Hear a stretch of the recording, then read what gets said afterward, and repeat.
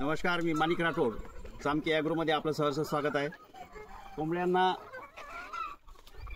हा जो झाड आहे शेवगाचा, यांचा पाला आणि शेवगाची शेंगा पण खातात ही जात. या शेवगामध्ये खूप जास्त प्रोटीन राहते. सर्व माझ्या कोंबड्या फ्री रेंज असल्यामुळं त्यांना सर्वच प्रकारचे इथं ग्रीनमध्ये खायला मिळते.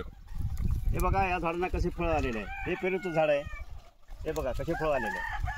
हे आंब्याचं झाड आहे, हे बघा आंब्याचं झाड, त्याला लागून शेवगा. हे बघा, हे डाळिंबाचं झाड पण आहे.